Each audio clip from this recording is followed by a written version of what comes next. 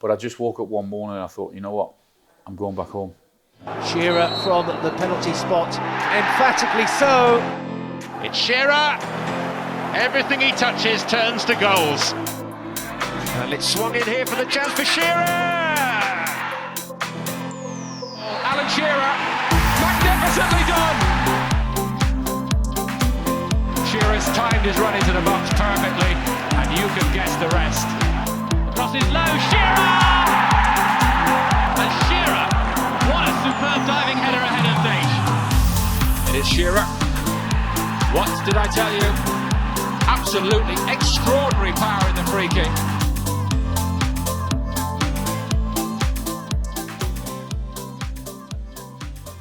Alan, good to see you. How's it going? All good, thank you. Yeah, very good. Looking forward to it. Well, you're in a very elite club, one of 7 PFA members who have won the award twice. Long time ago now, but if we roll it back to that 94-95 season, you win the league with Blackburn, pick up the PFA Player of the Year.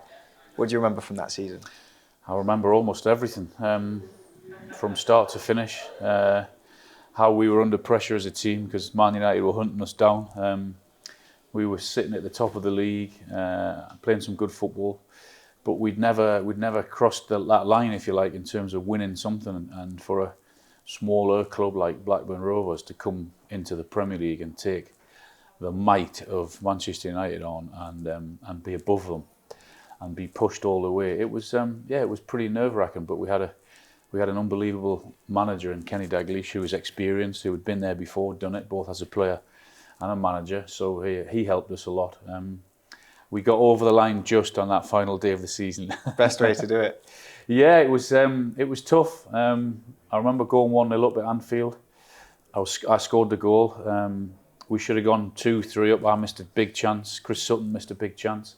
Then of course Liverpool came back and got two goals late on, and we thought that's it. We'd blown it after all our hard work. But at Liverpool for Kenny too. At Liverpool, I know, with Kenny, because it was a really strange atmosphere, because Anfield wanted Kenny to win it, because we know what Kenny means to Liverpool. On United, exactly. So just get over Manchester United. But we owe West Ham a favour as well, because Man United going to Upton Park, they had to win, couldn't win, and West Ham did us a great favour, and we got over the line, and that was it. Truth is stranger than fiction sometimes in sport. They're losing this game and they're hugging each other in delight. David Ellery calls a halt at Anfield. Liverpool have beaten Blackburn Rovers, and it doesn't matter, because Blackburn Rovers are champions. Ronnie Moran and Kenny Dalglish, who spent the best years of their working lives together, all the Liverpool people. Shearer, Jason Wilcox and Ray Harford, the coach. Wilcox in the tracksuit, an excellent season, even though injury robbed him of his place on the final day. And there are tears from Shearer and Harford. And what we see with teams who win Premier Leagues is mindset. Everyone talks about the mindset. But for Blackburn, were you expecting to go and do it, or was there a point in the season where you thought, no, we were expecting to win it. We were when I first signed for Blackburn in '92, that was what was put to me. That was their that was what they felt they were going to do. Win the league. Jack Walker, Kenny, they all said to me, we hope to win the league within 4 years. And that was one of the main reasons why I went there, because of their ambition. Jack Walker was a hugely successful businessman, and with the experience of Kenny and Ray Harford, who's sadly no longer with us, with his expertise on the training field as a coach, it was all set up to win, and we did it within 3 years. So it was an amazing achievement. So you have this incredible season, you win the league with Blackburn. A few years later, you then get a move to your boyhood club for something in the region of £15 million. Yeah. But had interest from some massive clubs, not just here, but in Europe. How easy of a decision was it to go back home and play for? It wasn't easy at all. It was a really, really difficult decision. 1 minute I was going to Man United. Blackburn were desperate for me to stay there. There were other clubs interested, obviously Newcastle being the pull of me going back home, because I left there as a 15-year-old kid to go and start my dream and be a professional footballer down to Southampton.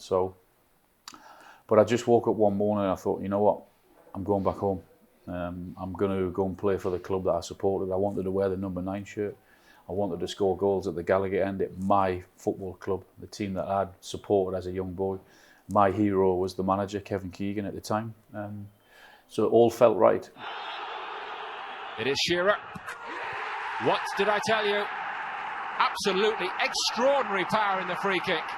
You can never write him out. That's why he is the best at his craft. Don't forget, Newcastle the previous season had just lost that 12-point lead, I think it was, to Manchester United. So it wasn't as if I was going to a club who weren't ready to challenge. And it was the best decision I ever made. I had 10 unbelievable years there. And one of those years, the 96-97, the year you get your second award, Yeah.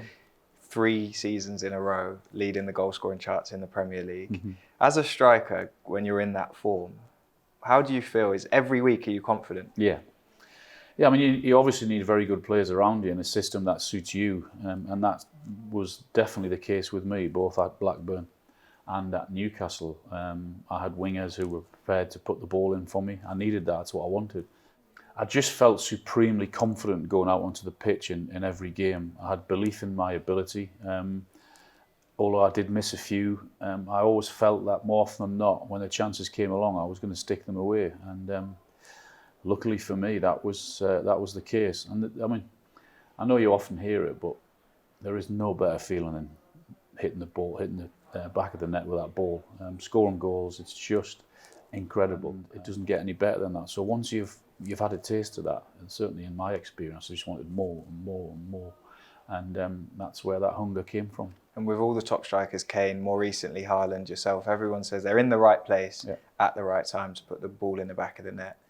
Obviously, you work on patterns, you work on training, you train hard, but how much of it is just instinct? Yeah, a lot of it is instinct, but you can get better. You can improve your technique, you can improve your shooting, you can improve your left foot or right foot touch and all of those things. A lot of it is instinct, because it can't be coincidence that the forwards end up in the right place at the right time every single time, time and time again. So you just sort of have that knack of sniffing it out where it's going to land. Don't ask me how, it just happened.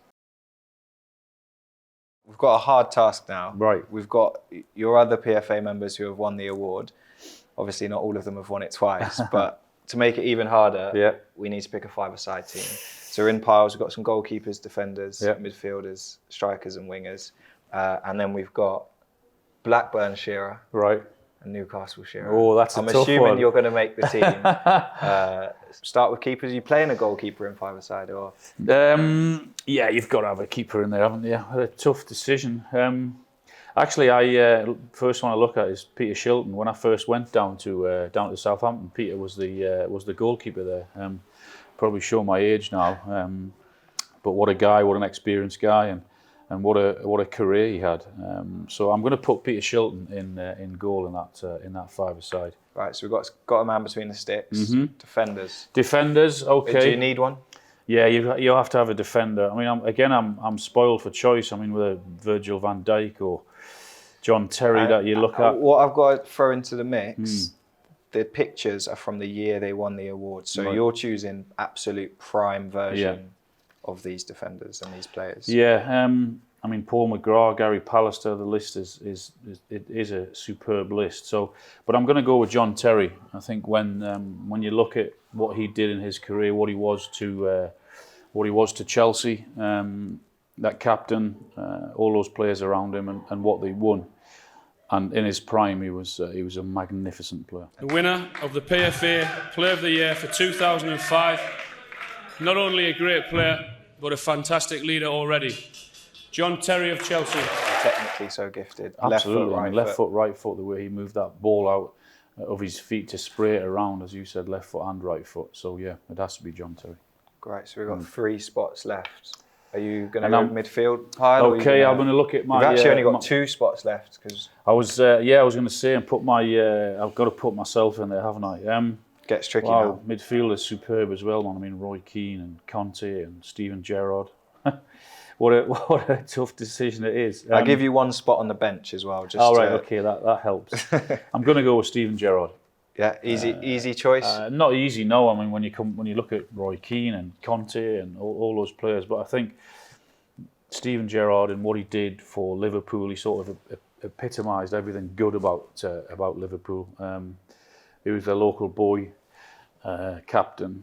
So yeah, I was a great admirer of his. And a pro that came into the game through kind of two different eras, one that focused heavily on maybe sports science and pros who are looking after themselves, and one that was perhaps a bit more rugged. Is that what makes him so good? I think so. I mean, it's a difficult list when I've named some of them in there, but if you speak to most players that played with and against, then they would all tell you that he could do almost everything. He had a great engine, great passing ability. He was a great captain, could score spectacular goals, which is pretty much what you need from a midfielder. And he had it all. So are you going with another strike partner, or maybe a bit more of a... No, I've got to have two forwards in there. I mean, it's tough enough to get the midfielders and defenders in. So I'm just looking through the list of people who aren't even... We've got Salah. I know, incredible. Bale, Hazard, Kevin De Bruyne. Kevin De Bruyne. I know. How on earth can I leave Kevin De Bruyne out? I might just have to put him on on the bench. So we're going to there's a pile of strikers. I mean, Dennis Bergkamp, Lineker. I can't put Lineker in. Clive Allen got 49 goals, didn't he, that season? My old partner, Sir Les Ferdinand. I mean, Percy, Andy Gray. Ian Rush. I mean, one of the best, if not the best finisher. But the two I'm going to pick out. I'm going to put myself in. Yeah, you're going. Okay, I'm going to have to put myself Blackburn, in. Blackburn, Shearer, or Newcastle. That's a tough one. I mean, I suppose one thing stayed consistent: the arm above the head. That's never changed. I think because of the 3 years I had, the years after I broke my I ruptured my cruciate ligament. Sorry, I had 4 great years, but the 3 that after, when I came back from injury, were probably my most productive in terms of goals, and we won the Premier League. I was in prime condition, but I had 10 great years at Newcastle as well. Just because we won the league, I'm going to have to say Blackburn. All right. Yeah. He's in. Yeah. Who's your strike partner? I'm torn. I've got two names here, which Thierry Henry, I've got, which without doubt, and so many people will tell you about his ability, how good he was, what he dragged Arsenal to, what he could do with the football. And I've got Kenny Dalglish. What a man. So, I mean, Kenny was as good as they come. I mean, I grew up sort of watching him and Kevin Keegan in that era. And of course, he was my manager at Blackburn and Newcastle. And there probably wasn't anyone better than him, and the Liverpool fans will tell you that. But in terms of the Premier League era, obviously, I think I'm gonna have to go for Thierry Henry because of who he was, what he was, and the ability that he had. He was just magnificent. So one spot on the bench, KDB or King Kenny. I'm guessing they're the two.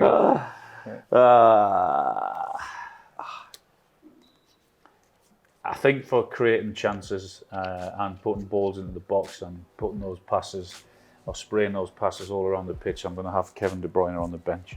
Sorry, Kevin. Tell you what. It's not a bad team, is it? Top team.